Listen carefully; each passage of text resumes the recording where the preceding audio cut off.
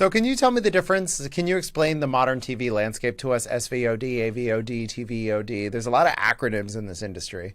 I'll just for the sake of time, I'll just break it up into two: SVOD and AVOD, right? So AVOD is what we do, right? Doesn't mean we won't go SVOD, which I'll get into. So that's advertising supported VOD. That really breaks up into two buckets in advertising supported VOD. You have a linear channel, which is like day part oriented, 1 o'clock, 2 o'clock, 3 o'clock, 4 o'clock, right? You keep that basic programming guide up for a week, and then you refresh it with 20%. That's called a linear loop.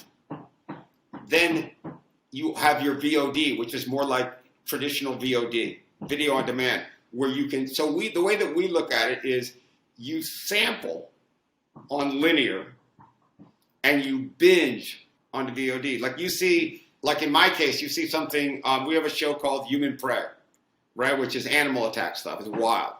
So you watch it. You just happen to one day go through your Samsung TV set and you see it, and you're like, dang, like that is a rad show, right?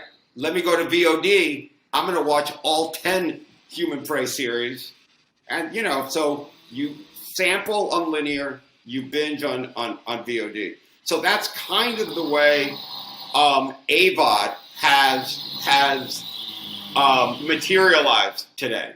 So the big difference is that it costs a lot. It's called cost of acquisition to get a subscriber, right? Because you have to market.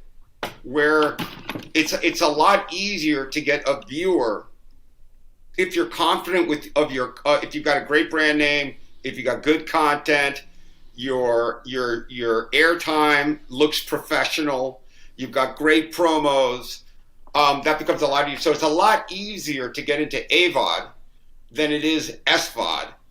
However, the really big money is in SVOD, right? So like one example I bring up to people is, are you familiar with CuriosityStream? No, I'm not. Tell me about it. CuriosityStream was founded by the founder of Discovery, a guy called John Hendricks, right? They charge $2 a month, right? They have 18 million subscribers. So, you hear $2 a month, you're like, oh yeah, it's a nice little service, right?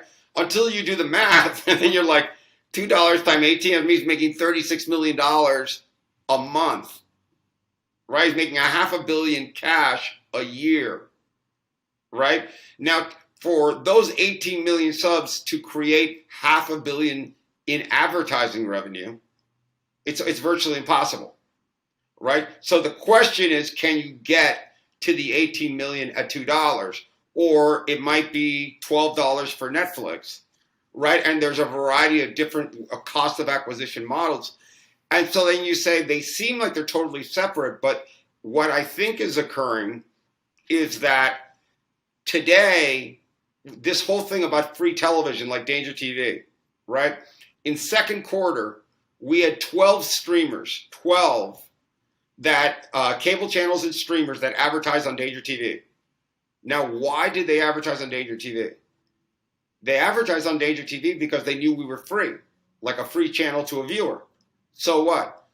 The person that's watching free TV is more likely to still not have made up his mind against all his subscription decisions, right? So now all of a sudden, guys are advertising on my air saying, I can find, forget the impression, I can find a new subscriber here. So are you familiar with Pluto? Yeah, of course. Okay, so Pluto's free. It's owned by Viacom. So Viacom, you're like, okay, Viacom has got Paramount Plus, right, as their streamer. And then you say, oh, so what they did was they put all these shows behind a paywall subscription, and then they can still get the advertising on Pluto. At first glance, that's right. Until you realize, right, that, wait a minute, Viacom is now going to promote Pluto. So that's only going to get bigger. Pluto's only going to get bigger. And so you're like, they'll make that much more advertising. And then you're like, right, but there's even more to that, right? And what's more to that is that you have potential subscribers there. So now Paramount Plus can advertise on Pluto basically for free, right? And you got millions of people that if they're watching, like I go back to DangerTV, we had 12 streamers and cable channels advertising on our air, basically looking for subscribers, right? They have to pay me. But if I have a strategic, like Pluto's got with Viacom, it gives you this depository for new potential subscribers. And that's why we're part of that ecosystem, but the package of getting an AVOD channel together with an SVOD channel that reaches critical mass, that has got the same type of content, is, that's kind of like the holy grail if you can make it all work.